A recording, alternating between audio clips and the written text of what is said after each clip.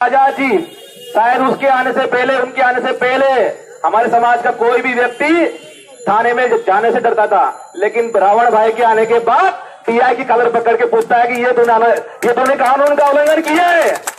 ये भीम आर्मी की ताकत साथी हो कि प्रशासन के लोग सुन ले ध्यान से कान खोलकर। अगर यही प्रोग्राम मुख्यमंत्री का होता, अगर मंत्री का होता, तो क्या तुम हमें इतना प्रेशर करने के लिए बताइए मुझे जो इस बात का करते क्या ये लोग? मतलब प्रशासन सरकार से मिली हुई है साथियों, और जो प्रशासन सरकार से मिली होती है वो कभी भी गरीबों का, जरूरतमंदों का, दलितों का और आदिवासियों का हित कभी नहीं करेंगे साथियों। इस बात को सुन ले ध्यान से कान खोलकर मेरी बात को साथियों। दूसरी बात, जब भी हम लोग प्रोटेस्ट करते हैं, जब भी हम लोग आंदोलन करते हैं, तो सबसे पहले टांगा डाने यहां आ जाते हैं। सीआईडी वाले बोलते हैं कि आपके ऊपर ये हो जाएगा, ये हो जाएगा। अरे भाई सुन लो मेरी बात ध्यान खोल के, ध्यान से कान खोलकर। ये नीला गमछा और ये मूंछ ऐसे नहीं तानी हम लोगों ने, ये नीला गमछा और ये मूंछ ऐसे नहीं तानी हम लोगों ने। इस मूंछ की शान और नीले गमछे की शान के लिए हम लोग लड़ते हैं। 2003 में जो पट्टे मिले थे, शायद ऐसी जो लड़ाई है हर गांव में आ रही होगी आपके सामने कि आपको जाने का रास्ता नहीं दिया होगा दबंगों द्वारा। लेकिन आज से आप लोग इस बात को सुन ले ध्यान से कान खोलकर कि कहीं पर आपको रास्ता नहीं दिया जाता है तो उनके जन्मसिद्ध अधिकार नहीं उन लोगों का कि आपका रास्ता रोके। अगर आपका कोई रास्ता रोक रहा है, आपको कोई जमीन नहीं दे रहा है, तो आप संपर्क करें भीम आर्मी से। भीम आर्मी आपको न्याय दिला कर रहेगी साथियों। दूसरी बात, जब भी कहीं पर अगर एट्रोसिटी होती है, जब भी कहीं पर अत्याचार होता है, तो आप एफआईआर कराने से पहले भीम आर्मी से मिले। भीम आर्मी ऐसा उसका इलाज करेगी कि वो चाहे सुप्रीम कोर्ट चला जाए लेकिन आपकी एफआईआर की धारा नहीं कट साथियों। साथियों, इससे पहले आपने सुना होगा नाम उज्जैन का। उज्जैन के एसपी ने जय भीम करने से मना किया था। साथियों, उज्जैन के एसपी को सबक सिखाया हम लोगों ने कि 10 बार माफी मांगी, 10 बार, फिर भी हम लोग पीछे नहीं छोड़ रहे हैं आज तक भी। तो हम तो वो कौम है कि अंतिम सांस तक लड़ेंगे और पीछे नहीं छोड़ेंगे। साथियों, कुछ बात आती युवाओं की। शाजापुर के अंदर जिस प्रकार से हमारे बच्चों को पढ़ने में समस्या आती है, उनकी हॉस्टल व्यवस्था नहीं है। तो मैं माननीय जिला अध्यक्ष जी महोदय कांतिलाल जी कहाँ है? इसके बाद साथियों उन छात्रों की लड़ाई लड़ी जाएगी और उनके लिए सांपखेड़ा में जो बनाया हॉस्टल, उस हॉस्टल को यहां पर लाल घाटी में शिफ्ट करने की प्लानिंग कीजिए साथियों, ताकि हमारे बच्चे यहां पर अच्छे जाके पढ़ सके, ताकि वो कोचिंग जा सके। अगर आपके बच्चे होते तो आप तो वहीं स्कूल और वहीं पे हॉस्टल बनाते हैं आप लोग। ये कहां का न्याय है? ये तो सरासर अन्याय है हमारे खिलाफ। और मैं आपको गारंटी देता हूं कि प्रशासन हमको यहां से जब तक नहीं हटा सकता जब तक हम लोग हटने को तैयार नहीं। इस बात को नोट कर ले आप, ठीक है? और अगर जिसको हटाना है वो आके हम हटा दिखा दें यहां से। दूसरी बात साथियों, जिस प्रकार से शाजापुर में ये जो साइकिल यात्रा की जो शुरुआत हुई है, मैं आपको बता दूं कि हम लोग बहुत ही जल्द आरक्षण को 9वीं अनुसूची में डालने के लिए बाबा साहब की जन्मभूमि से मुख्यमंत्री शिवराज सिंह चौहान के आवास तक एक आयोजन करने जा रहे हैं पद यात्रा के साथियों। और उनको बताएंगे कि जब जब तुम हमारे अधिकारों को का हनन करने की बात करोगे, तब तब हम इस काली सड़क को नीली सड़क बनाने का काम करेंगे साथियों। आज मुझे बताइए, ये हमारी दादी अम्मा है, खड़े होइए कि माता जी, ये हमारी माता जी है, माता जी हमारी, इनको क्या जरूरत है? इतनी उम्र होने के बाद भी इनको न्याय नहीं मिल रहा है। इतनी उम्र होने के बाद भी न्याय नहीं मिल रहा था। इनको सैल्यूट करना चाहिए हमें कि जो इतनी उम्र होने के बाद भी यहाँ पर संघर्ष करने के लिए हमारे साथ खड़ी है, बैठी है। हमें ये सोचना चाहिए कि हमारे समाज का एक युवा भी संघर्ष कर रहा है, हमारे समाज का एक वृद्ध भी संघर्ष कर रहा है और हमारे समाज की एक बूढ़ी माता भी संघर्ष कर सके हमारे लिए। हमारे गर्व की बात है। साथियों, ये सरकार गूंगी बहरी है, सरकार गूंगी बहरी है और इसको जगाने के लिए साथियों भीम आर्मी ने पूरा संकल्प लिया है। आपने देखा होगा कि दिल्ली के अंदर सत्य रविदास मंदिर तोड़ा गया, उसको बनाने के लिए भीम आर्मी ने पूरे देश रूपी आंदोलन किया। और दिल्ली की जो सड़कें थी उन दिल वालों को बताया कि इस दिल वालों के दिल में नीले वालों की जगह नहीं है, लेकिन उसने बता दिया कि नीले वाले भी दिल वालों की जगह में जगह जल सकती हो। तो पूरी दिल्ली जाम हुई थी उस दिन।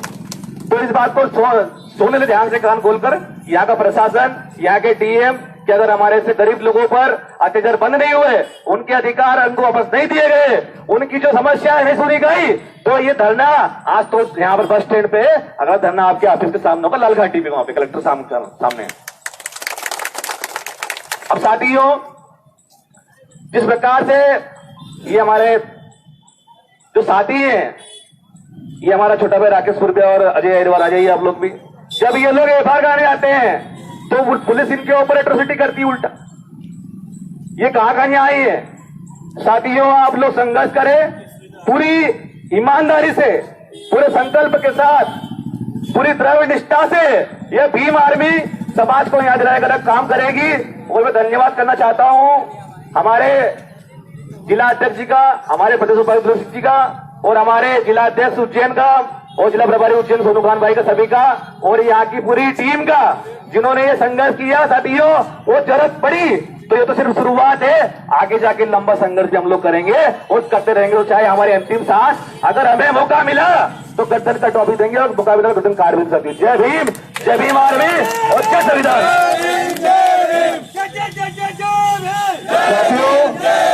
आते जी संघर्ष करो, हम तुम्हारे साथ हैं। आते जी संघर्ष करो, हम तुम्हारे साथ हैं।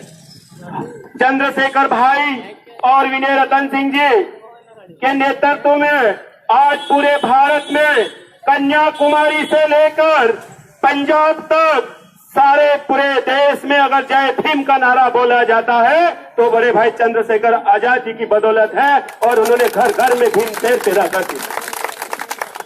मैं कहना चाहता हूं, इस सरकार से भी कहना चाहता हूं, मोदी जी सुन लो, ये महंगाई का महार जो बढ़ रहा है, हम गरीबों पे बढ़ रहा है। आपने किसानों की बिल्कुल फिक्र नहीं करी। आपने पेट्रोल डीजल के दाम तब बढ़ाए जब इस समय किसानों को डीजल की बहुत आवश्यकता है, क्योंकि खेती करने के लिए उनके पास डीजल नहीं था, और आपने डीजल का भाव बढ़ाकर आपने साबित कर दिया है कि आप किसान विरोधी हैं। किसान विरोधी के साथ साथ आप युवा विरोधी भी हैं। हमारे बहुत सारे मजदूर जिनको रास्ते में ही दम तोड़ना पड़ा, ये आपकी बदौलत है। आपने लॉकडाउन करा, हम आपका समर्थन करते माननीय महोदय, लेकिन आप हमारे मजदूरों को समय दे देते, 15 दिन दे देते कि 15 दिन बाद हम लॉकडाउन करने हैं। जिसको अपने घर जाना चाहे वो जा चला जाता है, लेकिन आपने ऐसी परिस्थिति में उनको लावारिस छोड़ दिया है। यही जनता अब आपको चुनाव में बदला लेगा।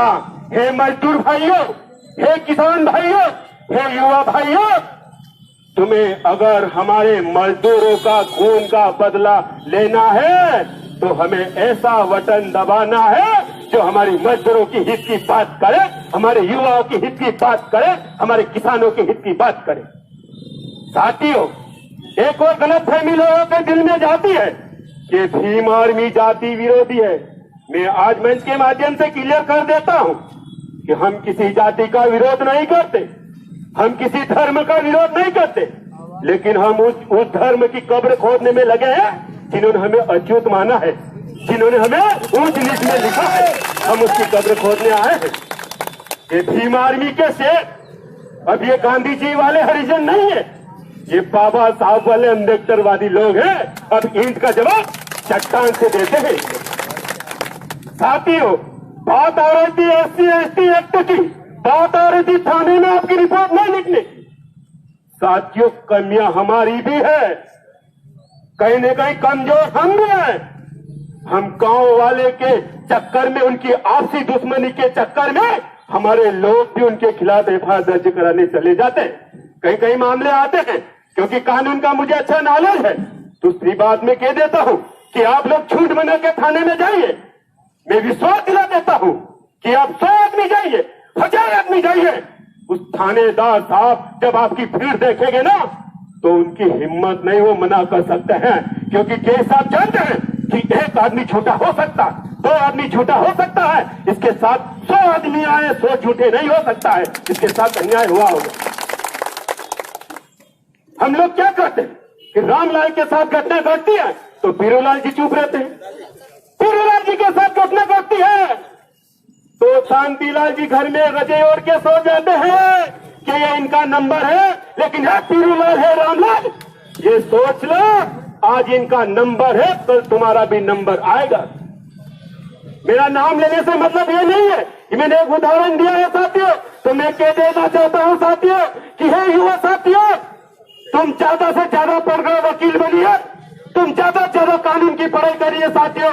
फिर मैं देखता हूं कि आपके साथ अत्याचार अन्याय होता है, आप पहले से बता दीजिए कि साहब उसने हमें चाकू दिखाया है, इसमें ये धारा लगेगी। आप पहले से बता दीजिए कि साहब उसने जाति सूचक शब्द गाली दी है, उसमें 3 या 2 लगेगी। मैं विश्वास दिला देता हूं कि कोई भी थानेदार आपसे मना नहीं करते हैं, लेकिन आप ऐसे चले जाते हैं उठकर कि मुंह में विमल भरी रहती है, पिचिक पिचिक करते रहते हो, बात करने का ढंग नहीं होते हैं, फिर चाहते हो तो तुम अपनी बात रखने में भी शर्माते हो। आप सही साथ घटना का विवरण नहीं बता पाते हो, कौन अपराधी था, कौन गाली देने वाला था, कौन सी जगह थी, कौन सा टाइम था, ये नहीं बता पाते, इसलिए जांच का विषय हो जाता है। दूसरे साथियों को मुद्दे पर मैं कहने आया हूं कि थाने में आवेदन देना बंद करो। ये आवेदन का खेल खत्म, अब तो डायरेक्ट एफआईआर करो, और अगर आपकी एफआईआर नहीं होती है तो भीम आर्मी के शहरों को आप खबर करिएगा, हम आएंगे और एफआईआर दर्ज कैसे नहीं होती है। लेकिन संवैधानिक अब बड़े भाई चंद्रशेखर आजाद जी ने पार्टी का गठन करा है, आजाद समाज पार्टी। तो मैं तुम्हें मंच के माध्यम से विश्वास दिलाने आया हूं कि ये आंदोलन का खेल बंद करो, एक बार हमारी सरकार बना लो, फिर हम देखते हैं तुम्हें कौन घोड़ी से उतारता है, हम उसकी घोड़ी रोकेंगे। लेकिन सरकार में आना जरूरी है, सत्ता में आना जरूरी है। अब सरकार ये जानती है कि ये भोजनों के शेर आगे आ रहे हैं, तो सुप्रीम कोर्ट का बहाना ले रहे हैं, पीछे के दरवाजे से आपके खिलाफ डिसीजन आ रहे हैं। साथियों, ये हमारे एमएलए एमपी के पुतले जला जा रहे हैं, इतिहास में पहली बार हो रहा है। जिस पार्टी के सांसद है उन्हीं के पुतले जलाए जा रहे हैं और वो चुप बैठे हैं पार्टी वाले। लेकिन ये भीम का सिपाही, ये भीम आर्मी उनके साथ है। जब तक ये आरक्षण 9वीं सूची में नहीं जोड़ जाते तब तक हम लोग इस देश के लिए, आरक्षण के लिए जान देने के लिए तैयार हैं। जैसे बड़े भाई सुनील अवस्थी जी ने बताया कि हम रैली निकाल रहे हैं, बड़े भाई हम रैली नहीं रेला निकाल रहे हैं। रैली तो पार्टी वाले निकालते हैं, हम तो रेला निकालेंगे। और रेले में पता है कई सारे भय के चले जाते हैं, पता नहीं चलता है। तो साथियों, सम्मानित साथियों, कानून की और आप कब्जा करें, काला कोट पहने, काला कोट में बहुत ताकत है। इसके साथ साथ आप लोग पत्रकारिता में भी आइए। हम कितना भी बड़ा आंदोलन कर लेते हैं, हम कितने भी बड़े मंच सजा लेते हैं, एक बात हम प्रिंट मीडिया तक माध्यम से नहीं पहुंचा जाता है, ये टीवी के माध्यम से नहीं पहुंची जाती है। क्यों? क्योंकि हमारे लोग पत्रकार नहीं है। हमारी बात हम प्रशासन तक नहीं पहुंचा सकते हैं। हमारी बात तो एक ही माध्यम है, जो लोग सीआईडी से लोग हैं वो हमारी बात सरकार तक पहुंचाते हैं। इसलिए उनको तहे दिल से धन्यवाद देना चाहते हैं कि वो बिना भेदभाव प्रशासन तक ये बात पहुंचाते हैं कि आज फलाना संगठन का धरना था, आज फलाना संगठन की रैली थी। तो इसलिए मैं धन्यवाद देता हूं प्रशासन को भी, और प्रशासन हमारी मदद कर रहा है। लेकिन मैं प्रशासन से भी चाहूंगा कि ये भीम आर्मी है, और भीम आर्मी किसी जाति, किसी धर्म का विरोध नहीं करती है, सभी का सम्मान करती है। आर्टिकल 19 हमें अधिकार देता है कि हमें हमारी अभिव्यक्ति की आजादी है। धन्यवाद जिन्होंने भी यहाँ मुझे बुलाया, खासकर उन युवा टीमों के लिए। शाजापुर में मेरा साथ पहली बार आना हुआ, लेकिन यहाँ की सभी को मैं बार बार नमन करता